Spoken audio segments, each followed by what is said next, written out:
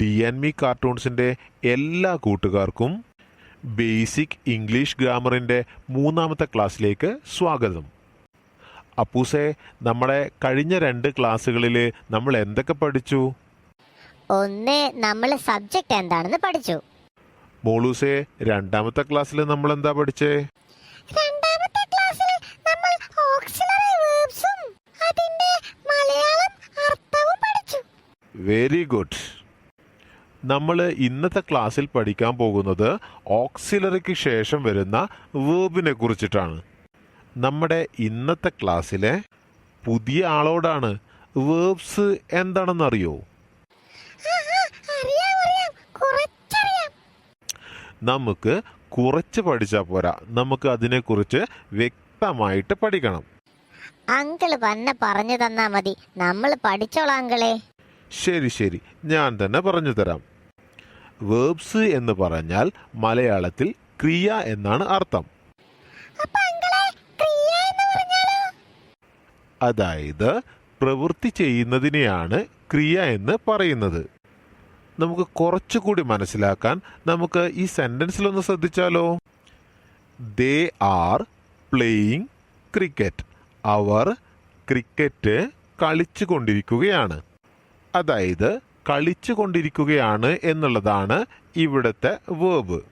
അപ്പൂസേ, നീ പറ, ഇതിലെ വേർബ് ഏതാണ്?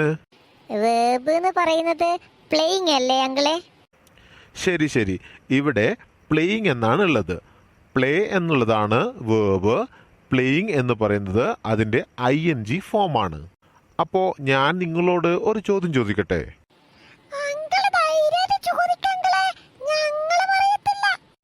അത് പൊളിച്ച്. ഒരു വേർബിന് എത്ര ഫോമുകളുണ്ട്? അങ്കിളെ, അതെനിക്കറിയാം, 3 ഫോമല്ലേ? അപ്പൂസേ, തെറ്റിപ്പോയല്ലോ. അങ്കിളെ, വേർബിന് 3 ഫോമാണുള്ളത്. ഒന്ന് V1, V2, V3. അപ്പൂസ് പറഞ്ഞത് ശരിയാണ്. V1 എന്ന് പറയുന്നത് പ്രസന്റ്, V2 എന്ന് പറയുന്നത് പാസ്റ്റ്, V3 എന്ന് പറയുന്നത് പാസ്റ്റ് പാർട്ടിസിപ്പിൾ ഫോം. എന്നാൽ ഇനി മാറിപ്പോവേണ്ട. ഒരു വേർബിന് 5 ഫോം ഉണ്ട്. ഏതൊക്കെയാണെന്ന് അറിയോ? ഇല്ല, അറിയില്ല. അങ്കിൾ തന്നെ പറഞ്ഞതാ. ശരി, കേട്ടോളൂ. അപ്പൂസ് പറഞ്ഞ V1, V2, V3 കൂടാതെ S or ES ഫോം. അടുത്തത് ING ഫോം. ശരി, എല്ലാവരും ഒന്ന് ബോർഡിലേക്ക് നോക്കിയേ. നമുക്കിവിടെ ഗോ എന്ന വേർബിൻ്റെ 5 ഫോമുകൾ ഏതൊക്കെയാണെന്ന് പരിചയപ്പെടാം. ഒന്നാമത്തെ ഫോം, അതായത് V1 ഫോം എന്ന് പറയുന്നത് ഗോ തന്നെയാണ്. V1 ഫോം എന്നത് വേർബിൻ്റെ ബേസ് ഫോം എന്നും നമ്മൾ പറയാറുണ്ട്. ഇനി V2 ഫോം, ഗോൻ്റെ V2 ഫോം അല്ലെങ്കിൽ പാസ്റ്റ് ഫോം എന്ന് പറയുന്നത് വെൻഡ് ആണ്. ഗോൻ്റെ V3 ഫോം അല്ലെങ്കിൽ പാസ്റ്റ് പാർട്ടിസിപ്പിൾ ഫോം എന്ന് പറയുന്നത് ഗോൺ ആണ്. 4ാമത്തെ ഫോം എന്താണ് നോക്കിയേ?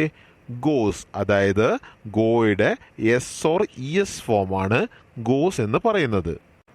ഗോ എന്ന വേർബിൻ്റെ 5ാമത്തെ ഫോമാണ് ഗോയിങ്. അതായത് ഗോ എന്ന വേർബിൻ്റെ ING ഫോം.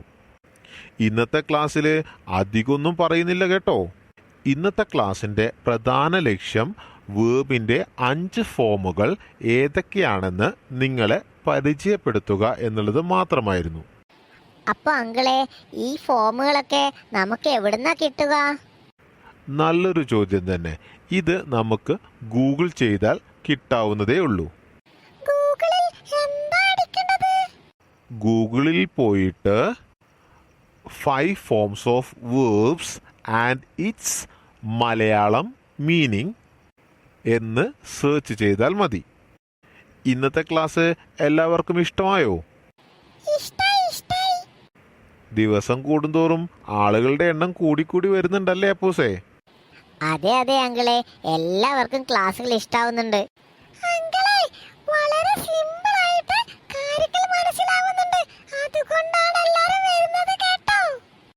അപ്പോൾ ശരി, നമ്മൾ ഒരുപാട് ദീർഘിപ്പിക്കുന്നില്ല.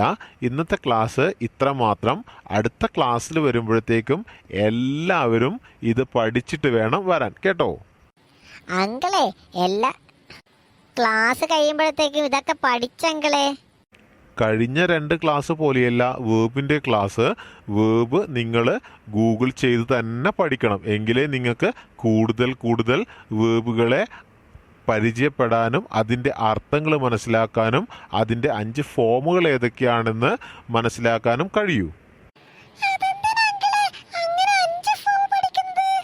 ഈ 5 ഫോമുകൾ കൃത്യമായി അറിഞ്ഞിരുന്നാൽ മാത്രമേ നമുക്ക് ഇംഗ്ലീഷിലെ നിയമം പാലിച്ചുകൊണ്ട് സെൻറ്റൻസുകൾ എഴുതാൻ സാധിക്കുകയുള്ളൂ.